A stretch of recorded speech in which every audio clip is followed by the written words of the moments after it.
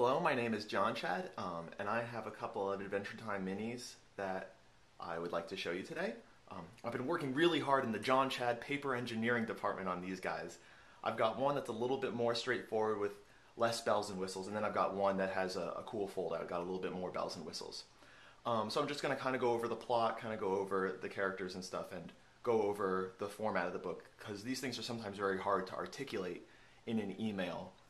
The different folding and the different binding techniques and stuff like that. So the first one is a double story. We have one side with Finn and then the other side with Jake. They both have their own separate adventures, and then they meet up in the middle of the book. And they both read the regular way. They read left to right. But then there's a flip actually on the Jake side so that they're both oriented the same way when we get to the middle of the book. The cover would be screen printed, probably 2 or 3 colors. Then the inside front cover and inside back cover, or 2 front covers I guess, would probably be just black photocopied.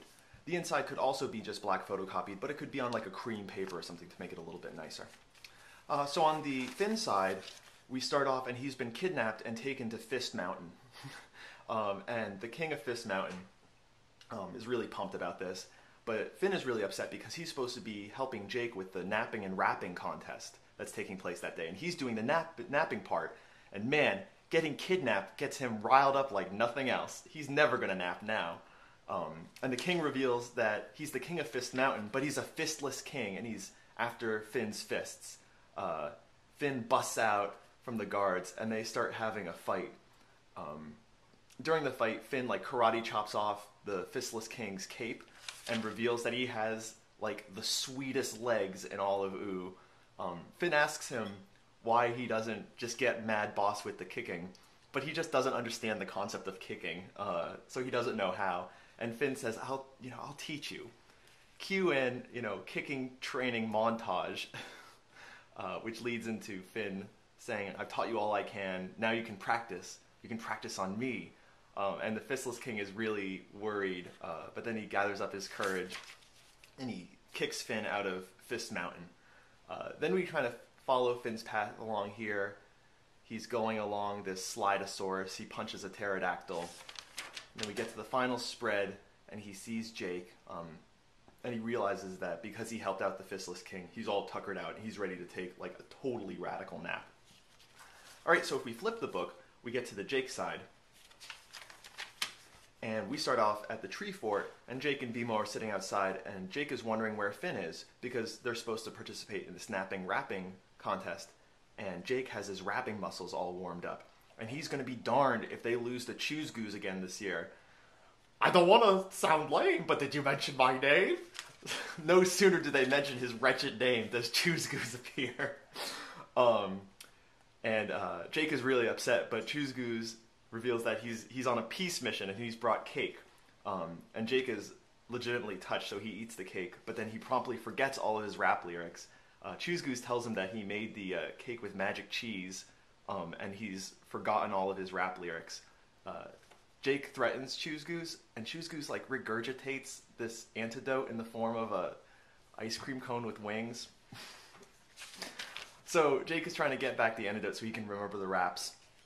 He grows and he's chasing the ice cream cone, and he goes into a cave. And while he's chasing, he's actually rapping about chasing the ice cream cone.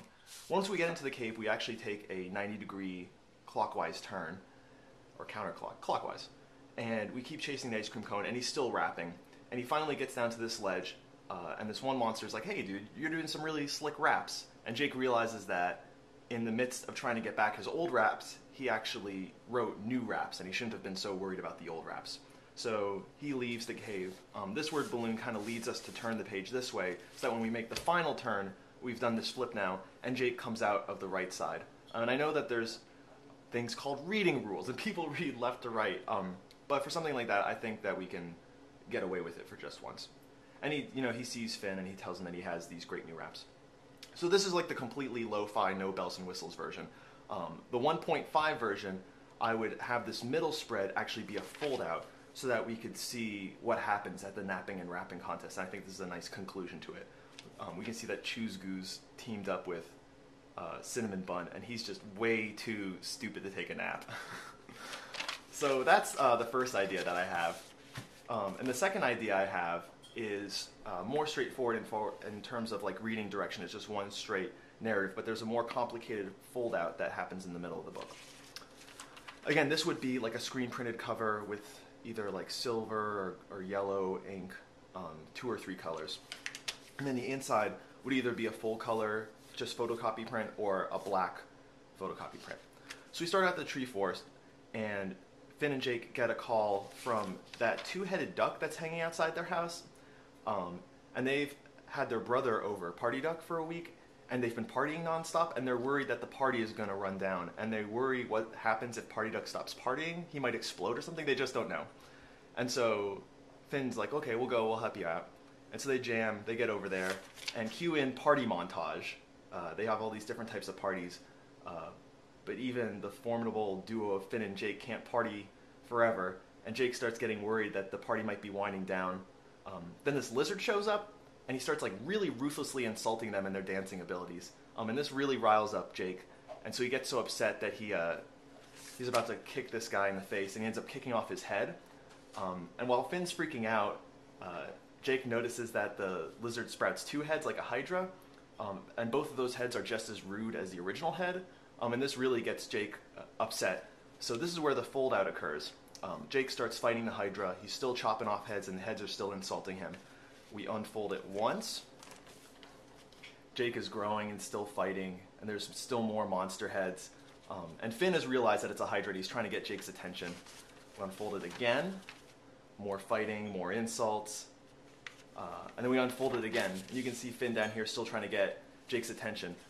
I really like this fold-out concept because I think it takes advantage of Jake's stretching ability and Jake's size. And I think it makes the scene like larger than life. In terms of construction, it's just a piece of 11 by 17 paper, double-sided taped into the book. I've done this before in a mini-comic back in 2009, and copies are still floating around, and they've held up remarkably well. So I don't think that there's any detriment to just taping it in there. And as you can see, you can't really tell that something's in there. It looks pretty slick. So finally he gets his attention and tells him to stop. And he tells Jake and the Hydra that they can help each other out and they can help solve each other's problems. Party Duck is looking for partygoers to satisfy his insatiable party appetite.